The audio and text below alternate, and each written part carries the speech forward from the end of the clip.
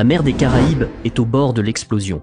Pour la première fois depuis 35 ans, les États-Unis massent une puissance militaire sans précédent à la frontière du Venezuela. 3 destroyers nucléaires, des milliers de Marines et une prime record sur la tête du président Maduro. Sommes-nous vraiment à la veille d'une guerre?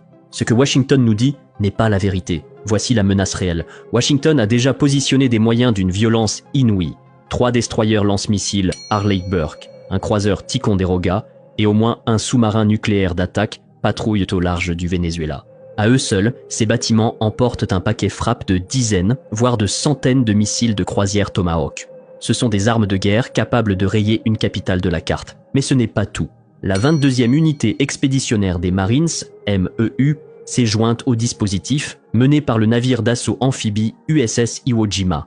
Concrètement, l'USS Iwo Jima est un véritable porte-aéronefs miniaturisé, rempli d'avions d'attaque Harrier, d'Osprey et d'hélicoptères Sikorsky. En cas de besoin, ce groupe peut projeter des milliers d'hommes et de véhicules d'assaut pour un débarquement éclair sous couverture aérienne.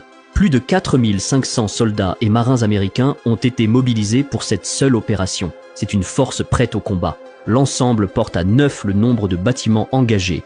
Et pour assurer la supériorité aérienne, au moins 10 chasseurs furtifs F-35, les plus modernes du monde, ont été avancés sur des bases à Porto Rico. Le dispositif est complet et opérationnel. Mais officiellement, la Maison-Blanche vend une toute autre histoire.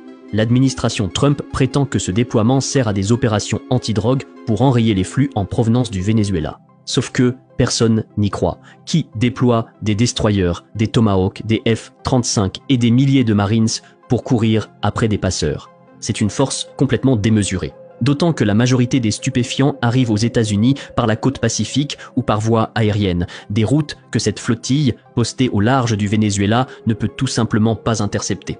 La seule conclusion possible, l'objectif caché est clair. Il s'agit de provoquer un changement de régime à Caracas. Et la preuve est plus évidente. Quelques semaines plus tôt, Washington avait doublé la prime sur la tête de Nicolás Maduro.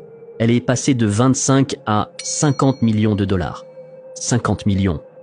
Pour mesurer la portée de ce geste, cette prime est 2 fois plus élevée que celle offerte jadis pour des cibles comme Osama Ben Laden, Saddam Hussein ou le chef de Daesh al-Baghdadi. Maduro pèse plus lourd que Ben Laden et Saddam réunis. En plus de cela, les États-Unis ne le reconnaissent même pas comme président légitime du Venezuela, mais comme un simple fugitif. Et Maduro est loin d'être le seul. Son ministre de l'Intérieur, Diosdado Cabello Rondon, est visé par une prime de 25 millions de dollars, soit le montant qui visait Ben Laden à l'époque.